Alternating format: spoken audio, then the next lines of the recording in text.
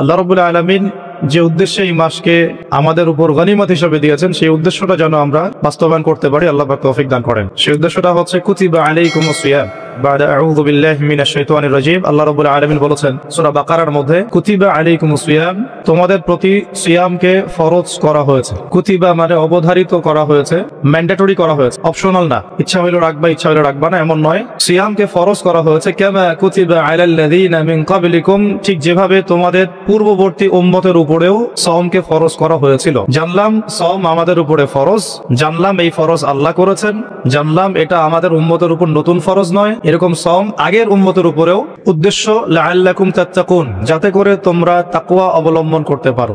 উদ্দেশ্য লাআল্লাকুম তাত্তাকুন, যাতে করে তোমরা তাকওয়া অর্জন করতে পারো। সওমের উদ্দেশ্য লোক দেখানো আমল নয়, সওমের উদ্দেশ্য না খেয়ে থাকা নয়, সওমের উদ্দেশ্য পানি না খেয়ে থাকা নয়, স্ত্রী সহবাস ছেড়ে দেয়া না। সওমের উদ্দেশ্য এই সবগুলো কাজের মধ্য দিয়ে আল্লাহ পাকের ভীতি তাকওয়া অর্জন করা। রোজা রাখা অবস্থায় আমরা কি পানি খেয়েছি, খাবার খাই, স্ত্রী সহবাস করি? খাবার খাওয়া হালাল না হারাম? পানি পান করা হালাল না হারাম? স্ত্রী বিয়ে করা স্ত্রী তাকে স্পর্শ করা বা তার সাথে সময় কাটানো হালাল না হারাম? সওম রেখে আল্লাহ পাকের সন্তুষ্টির জন্য আমি সব হালাল ছেড়ে দিলাম। কি ছাড়লাম? খাবার হালাল ছেড়ে দিলাম, পানি হালাল ছেড়ে দিলাম এবং স্ত্রী হালাল ছেড়ে দিলাম। তো যে হালাল আমি আল্লাহ রাব্বুল আলামিনের সন্তুষ্টির জন্য ছেড়ে দিলাম, সেই সওম রেখে কি আমি আল্লাহর হারামে লিপ্ত হতে পারি? এবং যতক্ষণ আমরা সওমরত অবস্থায় থাকি, আমরা কি ইচ্ছা করলে খেতে পারি না, চুপ করে পানি পান করতে পারি না, এবং চুপ করে স্ত্রীর সাথে সহবাসও করতে পারি? কেউ দেখার নাই, দেখার আছে? কেন করি না? যে কারণে করি না ওই কারণটার নাম হলো তাকওয়া। বুঝাতে পারতেছি? যে কারণে করি নাই সেই কারণটার নাম কি? কেন করি নাই? কারণ আমি উপলব্ধি করেছি আমি খেতে পারবো না, আল্লাহ আমাকে দেখবেন। রোজা রাখা অবস্থায় আমি পানি পান করি নাই, কারণ আমার মধ্যে এই কনসিয়াসনেস ছিল যে আল্লাহ আমাকে দেখছেন। স্ত্রী সহবাস করতে পারতাম, করি নাই কেন? কারণ আমি উপলব্ধি করেছি, আমার মনে এই কনসিয়াসনেস ছিল যে আল্লাহ আমাকে দেখছেন, আর কেউ না দেখুক আল্লাহ পাক দেখছেন। এই আল্লাহ কনসিয়াসনেস বা আল্লাহ সম্পর্কে সচেতনতা, এটার নাম হলো তাকওয়া। এই তাকওয়ার শিক্ষা দেওয়ার জন্য সওম আমাদের জীবনে প্রতি বছর ঘুরে ঘুরে আসছে রমাদান। এখন যে সওম রেখে আমরা আল্লাহ পাকের হালাল ছেড়ে দিলাম এই চিন্তা করে যে আল্লাহ আমাকে দেখছেন, আল্লাহ আমাকে শুনছেন, সেই সওম রেখে কেউ কি আল্লাহর হারামে লিপ্ত হতে পারবে? হলে কি রোজা এবং রমাদানের হক আদায় হবে? কথা কি বোঝা যাচ্ছে? তাহলে এই হাদিসটা একটু শুনি। নবী সাল্লাল্লাহু আলাইহি ওয়াসাল্লাম বলেছেন, সেই ব্যক্তির না খেয়ে থাকায় এবং সেই ব্যক্তির পানি পান না করায় আল্লাহ পাকের কিছুই আসে যায় না। যে ব্যক্তি রোজা রেখে মিথ্যা বলা ছাড়তে পারে নাই, অশ্লীলতা ছাড়তে পারে নাই, হারাম ছাড়তে পারে নাই, সেই ব্যক্তির না খেয়ে থাকায়, সেই ব্যক্তির পানি পান না করায়, সেই ব্যক্তি যে স্ত্রী সহবাস করলো না, এগুলোতে আল্লাহ পাকের কিছুই যায় আসে না। যে ব্যক্তি রোজা রেখে মিথ্যা বলল, অশ্লীলতা প্রদর্শন করলো, অথবা গীবত করলো, অথবা আল্লাহ পাকের কাবায়ের ফাওয়াহিশে লিপ্ত হলো, তার মানে কুতিবা আলাইকুমুস সিয়াম কামা কুতিবা আলাল্লাযিনা মিন ক্বাবলিকুম লাআল্লাকুম তাত্তাকুন, এটা অর্জন করতে হলে রোজা রেখে আমাকে আল্লাহ পাকের সমস্ত হারাম ছেড়ে দিতে হবে। যে হালাল স্ত্রী আমি ছেড়ে দিলাম, সেই রোজা রেখে আমি হারাম ভাবে কোনো মেয়ের সাথে কথা বলতে পারি, অ্যাফেয়ার করতে পারে, কফি শপে বসতে পারে, বাইকে ঘুরতে পারে, জিনা করতে পারে? রোজা রাখার অর্থ হচ্ছে আল্লাহর সব হারাম ছেড়ে দেওয়া। এটাই রোজার শিক্ষা, লাআল্লাকুম তাত্তাকুন। আমরা প্রত্যেক বছর এই আয়াতের উপর বয়ান করি, খুতবা হয়, মিম্বর থেকে জুমার খুতবায় এই আলোচনাটা হয়। মূল কথাটা হচ্ছে এই উপলব্ধিটা আনা, আন তা'বুদুল্লাহা কাআন্নাকা তারাহ, তুমি এমন ভাবে আল্লাহর ইবাদত করো যেন তুমি আল্লাহকে দেখতে পাচ্ছো। আল্লাহ আমাদের সামনে থাকলে বা আমরা যদি আল্লাহকে দেখতে পারতাম, আমরা কি বেনামাজি থাকতে পারতাম? আমরা কি সুদ খাইতে পারতাম? আমরা কি মেয়ের সাথে জিনা করতে পারতাম? আমরা কি আল্লাহ পাককে যদি দেখতাম বেনামাজি থাকতে পারতাম? ঘুষখোর হইতে পারতাম? দুর্নীতিবাজ হইতে পারতাম? মানুষের হক নষ্ট করতে পারতাম? আল্লাহর নবীজি বলছেন, আন তা'বুদুল্লাহা কাআন্নাকা তারাহ, তুমি এমন ভাবে আল্লাহর ইবাদত করো যেন তুমি আল্লাহকে দেখছো।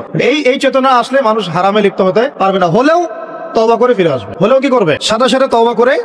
আর ওয়াইল্লাম তাকুন তারাহু, তুমি যদি আল্লাহকে দেখতে না পারো, ফাইন্নাহু ইয়ারাক, জেনে রাখবা আল্লাহ তোমাকে দেখছেন। ঠিক যে উপলব্ধিটা আমরা রোজা রেখে অর্জন করি, আমরা খাই না, আমরা পানি পান করি না, তৃষ্ণায় গলা ফেটে যাচ্ছে, প্রচন্ড রোদ, ক্ষুধায় পেট চোচো করতেছে, খাই কেন? খাই কারণ আমরা উপলব্ধি করি আল্লাহ পাক আমাদেরকে দেখছেন। কেউ না দেখুক আল্লাহ দেখবেন। গোসল করার সময় পানি খাইতে পারতেছি না। তো এই চেতনাটা শিক্ষা দেওয়ার জন্য রমাদান প্রতি বছর ঘুরে ঘুরে আসে। আল্লাহ পাক বলছেন, কুতিবা আলাইকুমুস সিয়াম কামা কুতিবা আলাল্লাযিনা মিন ক্বাবলিকুম, এটা তোমাদের উপরে এখন ফরজ করা হয় নাই, তোমাদের আগের উম্মতের উপরেও ফরজ করা হয়েছিল, লাআল্লাকুম তাত্তাকুন, যাতে করে তোমরা তাকওয়া অবলম্বন করতে পারো। আর তাকওয়া সম্পর্কে নবীজি আরো একটা হাদিসে বলেছেন, আত-তাকওয়া হাহুনা, তাকওয়া হাহুনা বলতে তিনি বুকের দিকে ইশারা করছেন, মানে তাকওয়া আপনার লেবাস পোশাকে না। আমি পাগড়ি জুব্বা পরে বসে আছি মানে এই না যে আমি আপনার চেয়ে বেশি মুত্তাকি, যদিও এটা তাকওয়ার পোশাক। মুত্তাকি মানুষটা ঢিলাঢালা পোশাক পরবেন, নবীর সুন্নত অনুসরণ করবে, এটা একটা বৈশিষ্ট্য। কিন্তু এমন হতে পারে আমার চেয়ে আপনার তাকওয়া বেশি, হতে পারে কিনা?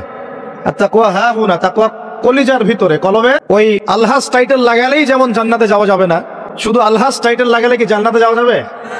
আল্লাহ রাব্বুল আলামিন মানদণ্ড দিয়ে দিয়েছেন, মানদণ্ড, কে ভালো আল্লাহর কাছে, কে সম্মানিত, এটার মানদণ্ড আল্লাহ দিয়ে দিয়েছেন। ইন্না আকরামাকুম ইনদাল্লাহি, তোমরা যত মানুষ পৃথিবীতে আছো তোমাদের মধ্যে আল্লাহর কাছে সবচেয়ে মকবুল, সম্মানিত, মর্যাদাবান মানুষ তারাই যারা এই তাকওয়ার পরীক্ষায় পাশ করেছে। তো এই তাকওয়ার শিক্ষাটা দেওয়ার জন্য রমাদান আসে।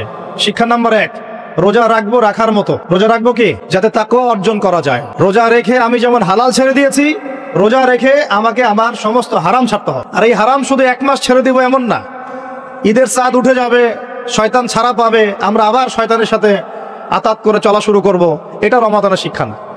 ওই শিক্ষাটাকে সারা বছর ধরে রাখতে হবে, এটা হলো রমাদানের শিক্ষা। আপনারা খেয়াল করে দেখবেন রমাদান মাসে অনেকে পরহেজগার হয়ে যায়, ঈদের চাঁদ ওঠার সাথে সাথেই আমরা আবার শয়তানের দাসত্ব শুরু করি। ঈদের দিন চাঁদ রাত বলি আমরা একটা কথা বলি না, ওই রাত্রেই প্রমাণ হয় যে শয়তান ছাড়া পাইছে। যেভাবে ধুম ধারাক্কা, গান বাজনার, বেরাল্লাপনার, পিকনিক টিকনিক এগুলো হয়, বোঝা যায় শয়তান এতদিন বন্দী ছিল 1 মাস, এখন ছাড়া পাইছে। তো 1 নাম্বার নসিহত, রোজা রাখতে হবে রাখার মতো, যে রোজা আমাকে তাকওয়ার শিক্ষা দিবে। আল্লাহ পাক আমাদেরকে এইভাবে রোজা রাখার তৌফিক দান করেন। 2 নাম্বার, আল্লাহ পাক তার আগে একটা কথা বলে নেই, এরপরে ভুলে যাবো আর কি। এই যে শুনলেন কুতিবা আলাইকুমুস সিয়াম, কুতিবা আলাইকুমুস সিয়াম, শুনছেন? অনেকে তো জানে, এখানে তালেব ইলম অনেকে আছেন, ওলামায়ে কেরামও আছেন, তাদেরকে ওয়াজ করার কিছু নাই আমার, আমি সাধারণ মানুষের জন্য বলছি। কুতিবা আলাইকুমুস সিয়ামের আগেও 2টা কথা আছে এই কিতাবে। সূরা বাকারার আয়াত বলছি, সূরা বাকারার মধ্যে কুতিবা আলাইকুমুস সিয়ামের আগেও কুতিবা আলাইকুম দিয়ে আরো 2টা কথা আছে, ঠিক আছে? এটা তো বুঝলেন, কুতিবা আলাইকুমুস সিয়াম, সিয়াম ফরজ করা হয়েছে। ঠিক একটু আগে যাবেন, 2-1 পৃষ্ঠা আগে গিয়ে দেখবেন আল্লাহ পাক আয়াত নাজিল করেছেন, কুতিবা আলাইকুমুল কিসাস, তোমাদের উপরে কিসাসকেও ফরজ করা হয়েছে। কি ফরজ করা হয়েছে? ওই যে কুতিবা আলাইকুমুস সিয়াম তো বুঝলো, এটা রোজা রাখতেছে 1 মাস। কুতিবা আলাইকুমুল কিসাস বুঝে না। কুতিবা আলাইকুমুল কিসাস আর কুতিবা আলাইকুমুস সিয়াম একই মিজানে না ভাইরা? বুঝতে পারতেছেন তো আপনারা? একই মিজানে, একই ওজনে না? তো কুতিবা আলাইকুমুল কিসাস, তোমাদের উপরে কিসাসকেও ফরজ করা হয়েছে। তোমাদের বলতে আমাদের সবার উপরে, মুসলিমদের উপরে। কিসাসটা কি? কিসাসটা কি? কেউ যদি কোন ভাইকে অন্যায়ভাবে হত্যা করে, তাকেও সেভাবেই হত্যা করতে হবে, এটা হলো কিসাস। হাতের বদলে হাত, চোখের বদলে চোখ, কি কানের বদলে কান, এমনকি দাঁতের বদলে দাঁত, এর নাম কিসাস। আছে বাংলার জমিনে? আছে। কুতিবা আলাইকুমুস সিয়াম আছে আমাদের সমাজে, কুতিবা আলাইকুমুল কিসাস জাদুঘরে আছে। আপনারা পড়েন প্রত্যেক রাতে তাবারাকাল্লাযী বিয়াদিহিল মুলক, তাই না? সূরা মুলক তো পড়েন রাতের বেলা সূরা মুলক পড়ার অভ্যাস করেন। নবী সাল্লাল্লাহু আলাইহি ওয়াসাল্লাম এই সূরাটাকে বলেছেন, এই সূরা কবরের আযাব থেকে বাঁচাই দিবে ইনশাআল্লাহ। উসমান রাদিয়াল্লাহু আনহু সামনে জান্নাত জাহান্নামের আলোচনা করা হলে তিনি কাঁদতেন না, খুব কম কাঁদতেন, কিন্তু কবরস্থানে কবর দেখলে তার দাড়ি অশ্রু দিয়ে ভিজে যাইতো। কারণ এই জায়গায় যে পার পাবে সে সব জায়গায় পার পেয়ে যাবে ইনশাআল্লাহ। ওই জায়গার একাকিত্বে ওই আযাব থেকে বাঁচাবে একটা সূরা, কি নাম? সবাই মুখস্থ করবেন ইনশাআল্লাহ। মাত্র 30টা আয়াত আছে। নবীজি বলেছেন এই সূরা তার পাঠকারীর জন্য সুপারিশ করবে আল্লাহর সামনে, মানে সুপারিশ করবে আল্লাহ পাকের সাথে জোর করবে, না আমার পাঠকারীকে মাফ করে দাও, দিতেই হবে। এক পর্যায়ে আল্লাহ পাক মাফ করে দিবেন ইনশাআল্লাহ।